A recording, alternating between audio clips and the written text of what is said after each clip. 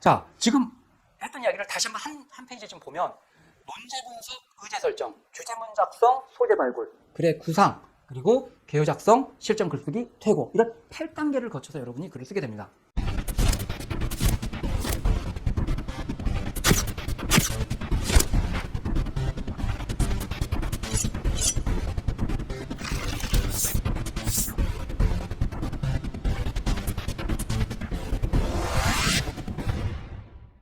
자, 이렇게 의제 설정까지 끝났다. 그러면 그 다음 단계가 이제 주제문 작성입니다. 자, 주제문 작성. 말은 많이 들어보지만 실제 생각처럼 쉽지 않아요. 저도 글을 쓸 때 주제문을 매번 작성하느냐. 솔직히 죄송하지만 저도 그렇게까지는 못해요. 왜? 생각보다 굉장히 지겹습니다. 그리고 굳이 안 해도 될 것 같아요. 그 유혹이 장난이 아니에요. 그래서 왜? 아니 의제 설정하고 내 머릿속에 생각이 있는데 굳이 이걸 꼭 써야 되느냐 이런 생각이 들거든요. 그런데 그렇게 하고 글 썼을 때는 참 미묘한 차이지만 글이 뭔가 조금씩 자꾸 옆길로 새요. 이 주제문을 한 문장으로 내가 딱 정리해 주고 내가 글을 써가면서 계속해서 그 주제문을 검토하고 다시 한번 보지 않습니까? 그러면 내가 글을 쓰다가도 계속해서 그 주제에 집중할 수가 있습니다. 그러니까 글이 자꾸 분산되지 않고 한 가지 주제에 좀 더 집중적으로 글을 써갈 때 이 주제문 작성하는 게 굉장히 중요하다고 말씀드릴 수 있습니다.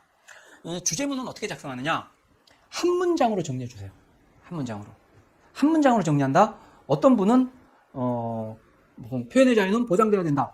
아, 이거는 내용이 없어요. 표현의 자유는 반드시 보장돼야 된다? 왜? 이것까지 나와야죠. 그래서 그 근거까지 포함해서 한 문장으로 써주라는 얘기죠. 그러니까 예를 들어서 쟁점, 입장, 핵심 근거 이 세 가지가 지금 들어가게 이렇게 글을 써주시기 바랍니다. 예를 들어서 표현의 자유는 반드시 보장돼야 된다. 왜? 이거지 않습니까? 요 이유에서 예를 들어 표현의 자유는 민주주의의 가장 기본이기 때문에 반드시 보장돼야 된다. 뭐 예를 들어 이렇게 한다든지 이런 식으로 한 문장으로 정리를 반드시 해 주시라는 얘기입니다. 자, 이 주제문까지 작성됐다. 그러면 그 다음으로 들어가는 것은 소재 발굴로 들어갑니다. 자, 소재란 것은 바로 글감이 되겠죠. 그래서 내가 글했다가 내 글의 담을 실제 내 글을 구성하고 전개할 때 이용할 그런 재료들을 지금 찾아주는 겁니다. 이 소재는 크게 두 가지로 볼 수 있는데요. 먼저 예시, 사례가 있습니다. 여기는 뭐냐면 실제로 구체적인 사건, 사고, 발생했던 이걸 중심으로 이런 일을 봐도 실제 이게 맞지 않느냐라고 뭔가 내 주장을 뒷받침하기 위한 그러한 사건, 사고, 예시들을 실어주는 겁니다.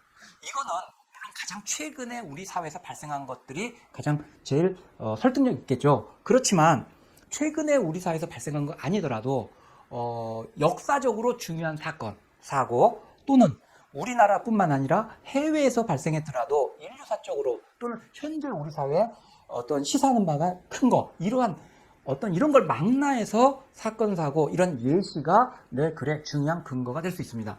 지난 시간에 이야기했듯이 시사적 맥락 이야기했을 때 이러한 어떤 예시가 그것에 해당된다고 볼 수도 있겠죠. 자, 그 다음으로 생각할 수 있는 것은 이론입니다. 즉, 내가 어떠한 그 주제와 관련해서 내 주장을 펼쳐가려면 그것이 왜 타당한지를 보여주는 예시도 중요하지만 이것이 그 사상적으로 또는 이론적으로 왜 타당한지를 논리적으로 설득력 있게 전개해 줄 필요가 있겠죠. 그래서 이러한 주제 관련된 이론이나 사상 또는 법률, 법조문 이런 거 아니면 판례 또는 명언 이런 것들이 내 글에 풍부하게 활용될 수 있을 겁니다. 그래서 여러분들이 이러한 내용들을 내가 글을 쓰면서 찾아줘야죠. 그래서 내가 이런 것들을 글을 쓰기 전에 도대체 내 글에 어떤 것들을 쓸 수 있을까 찾아가지고 정리해 주는 거, 찾아주는 거, 이게 소재 발굴이라고 할 수 있을 겁니다. 자, 여기까지 제가 말씀드리다 보니까 어떤 분들은 그런 얘기를 해요. 선생님, 그런데 지금 이 3번, 4번이 바뀐 거 아닌가요? 이런 얘기를 하시는 분들도 있으세요. 그것도 맞습니다. 무슨 얘기냐? 실제로 이 소재 발굴과 주제문 작성은 순서가 바뀔 수도 있습니다. 어떤 경우냐? 그리고 실제로 예를 들어 소설 쓰기나 이럴 때 이 소재를 통해서 내가 뭔가 어떤 글을 써봐야지 이렇게 생각하시는 분들도 많이 있어요. 그런데 제가 볼 때는 더 보편적으로 더 많은 경우에는 이 순서가 맞을 겁니다. 어떻게? 한번 보죠. 지금 실제 시험에서 나오는 것은 논제가 주어지지 않습니까? 그리고 그걸 질문형으로 의제 설정을 내가 정확히 했다.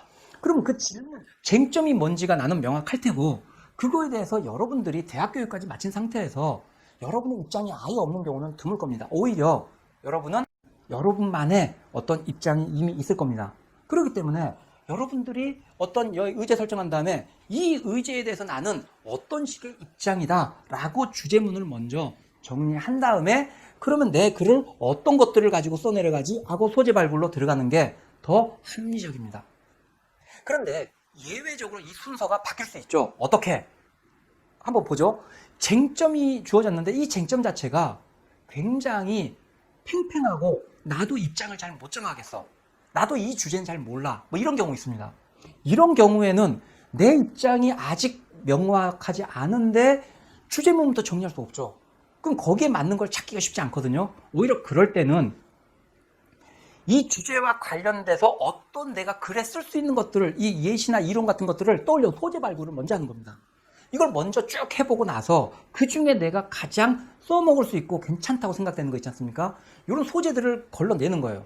그러다 보니까 이렇게 되면 자연스럽게 그 소재라는 것들은 그 자체가 물론 양면성을 지닐 수도 있겠지만 어떤 찬반 양론이다. 그러면 이 둘 중에 어느 한쪽을 더 지원해주는 지지하는 성격을 가지는 경우가 많습니다.